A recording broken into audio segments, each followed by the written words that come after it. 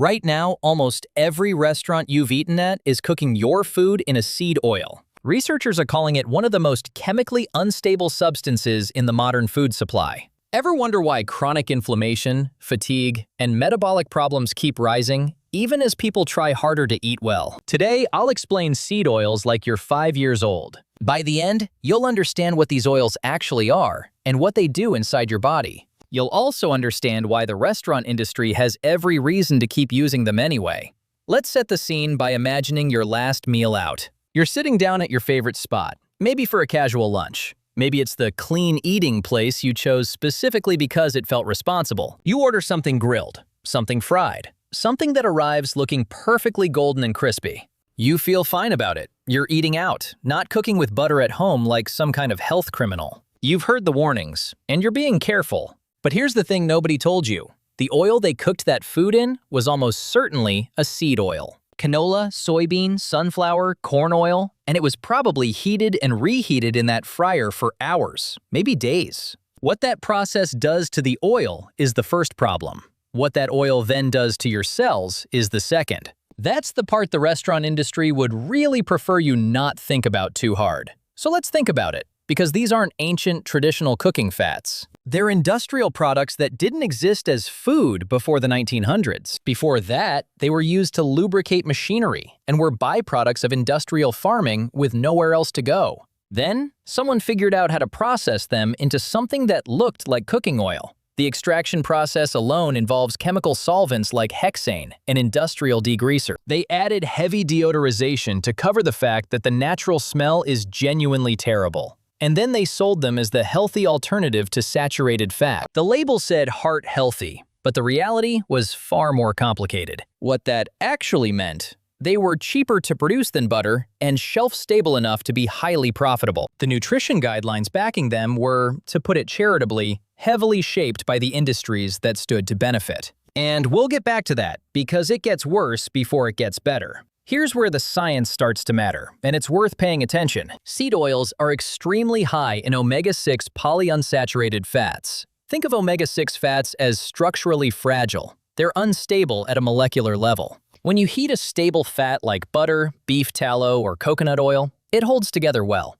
Fragile fats don't hold together the same way under heat. Seed oils break down when heated, and they begin to oxidize relatively quickly.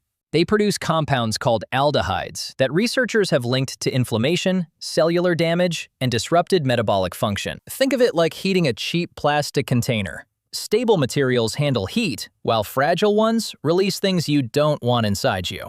Now imagine those oils sitting inside a commercial fryer, not for 20 minutes, but for hours.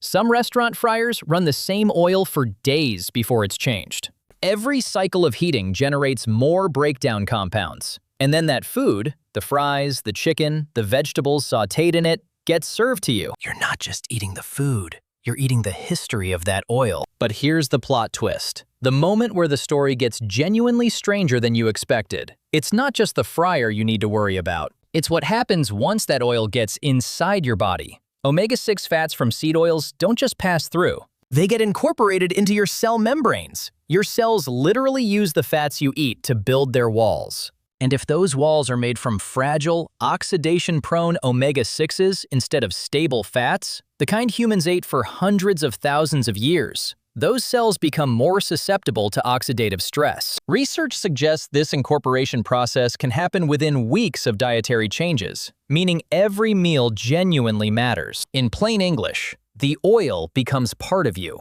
and it makes you more fragile in the process.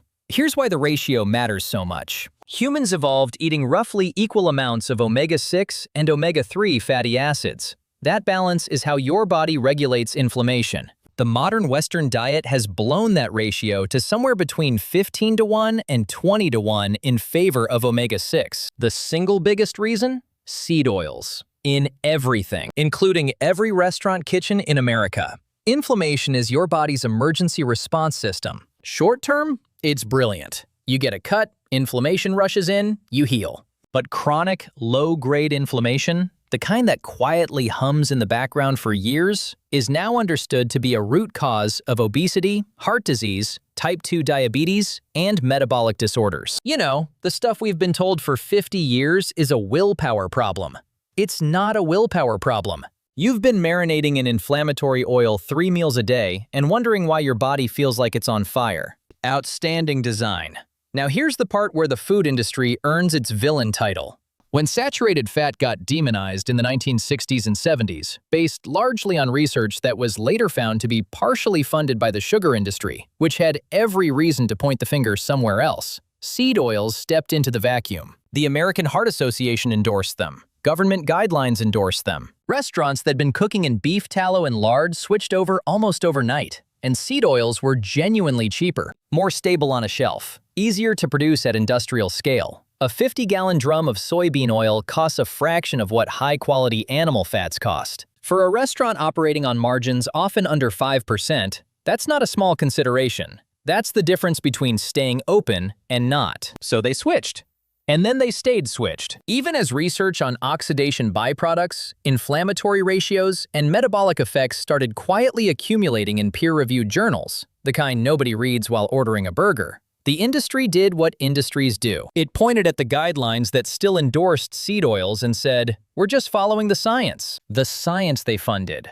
The guidelines they lobbied for. Fascinating. Here's something most people don't realize about those guidelines. The institutions that shaped nutrition policy in America weren't just influenced by industry money. They were, in some cases, directly staffed by people who moved between government roles and food industry jobs. This wasn't accidental. It was a system that worked exactly as designed. For them, not for you. The seed oil endorsement wasn't a mistake. It was an outcome. Now let's return to that restaurant table. You've just ordered lunch, and you now know something you didn't when you walked in. The food arriving at your table carries a history, industrial processing, days in a fryer, and a supply chain built around profit margins, not your cell membranes. That's the real menu nobody hands you.